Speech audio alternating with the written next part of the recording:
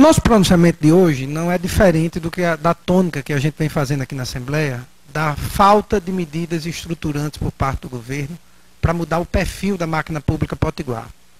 A gente está assistindo, passo a passo, o Rio Grande do Norte, em seu epílogo, marchando para a falência absoluta da máquina pública.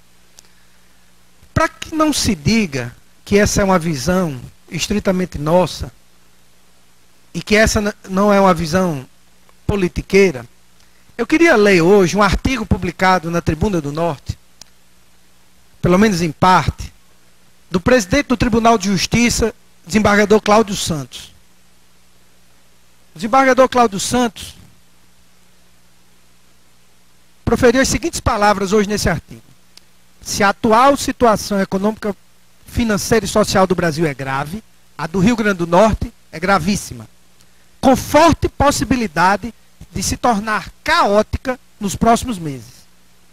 O déficit nas contas públicas estaduais é crescente, corroendo-se o fundo previdenciário mês a mês, como a juntar-se o lixo embaixo do tapete, que encobre não a montanha de detritos, mas um profundo sumidouro, por onde se esvai a poupança pública para pagamento de aposentados e inativos de hoje e de amanhã. Junte-se ainda tudo isso a maior estiagem de todos os tempos, que alcança cerca de 1/3 da população do Estado e que já não tem água para beber nem dinheiro para comprar. Não se sabe o que se fez até agora, pelo menos para estancar a sangria dos cofres públicos, com despesas desnecessárias aos objetivos maiores da administração estadual. É imprescindível que se estabeleçam prioridades dentro de um perfil de gastos mensais absolutamente irracional, que aguardam a ação enérgica do gestor, independente de ser ou não simpática à série de medidas de austeridade que devem contemplar todos os órgãos estaduais, que deveriam ser tomadas desde janeiro. As transferências da União caíram cerca de 50 milhões em agosto, enquanto o déficit da Previdência chegou a 85 milhões de reais. Os investimentos com utilização de recursos próprios do Estado são quase inexistentes, minguados 3 milhões, sendo 12 milhões para a Arena das Dunas. O que não pode acontecer é faltar o vencimento do final do mês para os servidores dos setores prioritários, proventos para os inativos, e é inevitável que falte logo que se exauriu o fundo previdenciário. Fato que afetará gravemente gerações, notadamente aqueles que ganham menos, e por isso são impossibilitados de fazer poupança pessoal.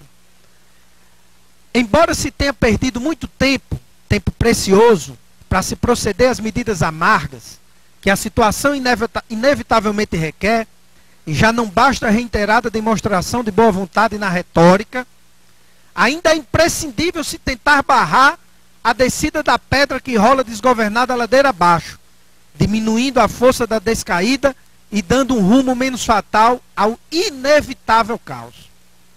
Propõe-se urgente esforço conjunto de todas as autoridades públicas, não apenas quanto ao presente, mas notadamente voltada para o futuro de médio e longo prazos, capaz de manter o básico e restabelecer a governança financeira, já que nessa seara de administração de recursos públicos os milagres não existem.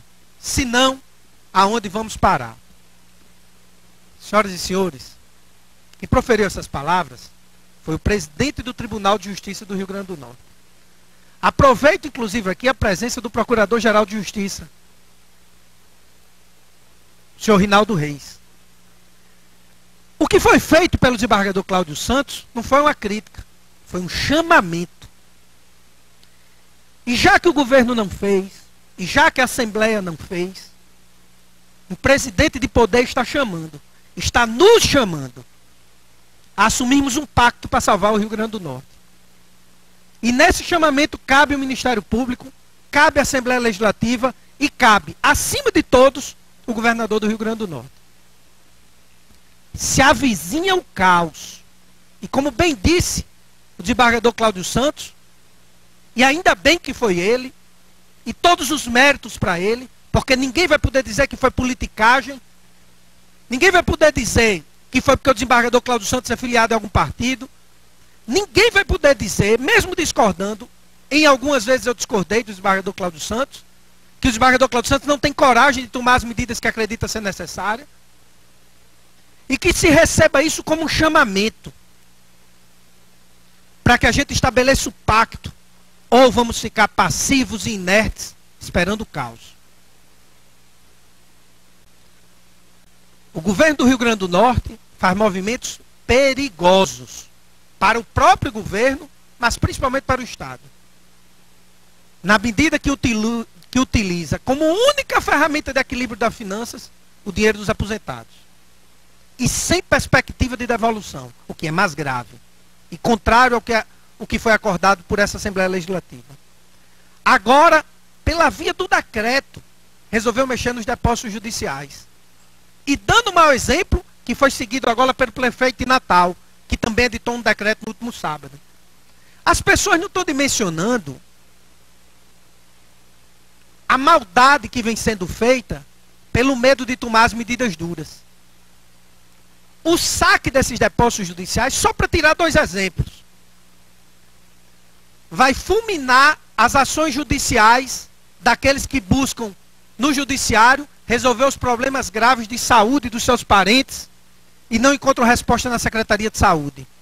Aquele cidadão, deputado Tomba, que está com problema de saúde, que não consegue resolver e que entra com ação na justiça emergencial para ter direito a operação, medicamento, e o Estado é obrigado a depositar um dinheiro para garantir o pagamento do procedimento, o Estado agora vai pegar esse dinheiro de volta com esse decreto. E o fornecedor vai dizer, sabe o quê? Forneço não, porque o dinheiro não está na conta. O Estado comeu o dinheiro por via desse decreto que o governador Robson Faria editou. O fornecedor vai... Como? Se ele não, o dinheiro não vai estar mais lá? E as pessoas vão morrer? As desapropriações, como a do edifício Luciano Barros, do terreno do edifício Luciano Barros, a garantia já depositada de R$1.400.000, o governo vai pegar de volta. Porque o governo escolheu, ao invés de fazer cortes, diminuir a máquina pública, implantar meritocracia no serviço público, índices de desempenho, estabelecer critério técnico para 100% dos carros comissionados, resolveu pegar no dinheiro mais fácil. Esse sacrifício tem que ser de todos nós. Também não é só do governador. Mas quem deve capitanear, quem deve liderar, é o governador Robson Faria. É ele sim. E esse chamamento, que eu considero histórico, foi feito hoje pelo presidente do poder. Não foi por um deputado considerado de oposição. Me cabe aqui ecoá-lo e dar a ele a envergadura que merece. Muito maior, e com todo respeito ao periódico, muito maior do que a mera publicação na Tribuna do Norte. Não vai ter como empurrar o lixo para debaixo do tapete, como vem sendo feito e bem dito pelo desembargador Cláudio Santos. Essa bomba vai estourar. As condições políticas para fazer a grande reforma, o governador Robson Faria está jogando fora todos os dias. Porque assumiu sem grandes compromissos políticos, com enorme aprovação popular pela sua votação, com respaldo absoluto da Assembleia Legislativa, que lhe concedeu aval para fazer empréstimos, que concedeu aval para utilização, mesmo que limitada, dos fundos previdenciários, e o governador não está aproveitando essa oportunidade. Deputado Kelps Lima, quando puder uma parte. Concederei em seguida, deputado Tomba. Mas ainda há tempo. Ainda há tempo. Reconheço que essa ação não pode ser só do governador. Que nós temos que ajudá-lo. Mas não tem como ajudá-lo se ele não iniciar o processo. Não tem como ajudá-lo se ele não quiser ser ajudado. Se ele não quiser ser ajudado. Ontem, a presidente Dilma anunciou um pacote de medidas. Na sua grande maioria, equivocadas. E o maior dos equívocos foi não ter pactuado essas medidas com a sociedade. Ter mentido na campanha eleitoral. Ter dito e acusado os seus adversários de fazer o que ela agora faz. E com isso perdeu o crédito para pactuar com a sociedade as medidas necessárias. Ainda há tempo, e o governador Robson Faria tem habilidade política suficiente para fazer esse pacto no Rio Grande do Norte. Ainda há tempo para iniciarmos o processo que levará muitos e muitos anos de ajuste da máquina pública e, principalmente, mudança do perfil da máquina pública potiguar. Porque nós, cidadãos potiguares, nós compomos a classe política, temos que olhar para a máquina pública com outro olhar. Com outro olhar. Não dá para jogar todas as contas no peito do governo. Não dá para jogar tudo para o erário pagar. Então faço aqui o meu pronunciamento no dia de hoje, chamando a atenção das palavras firmes, duras, racionais e sinceras do desembargador Cláudio Santos, que em minha visão não são críticas, e espero que o governo não as receba assim. Que receba essas palavras como um grande chamamento para iniciarmos no Rio Grande do Norte um pacto para salvarmos o nosso Estado, que se encontra à beira da falência. Com solidariedade a gente muda o Brasil.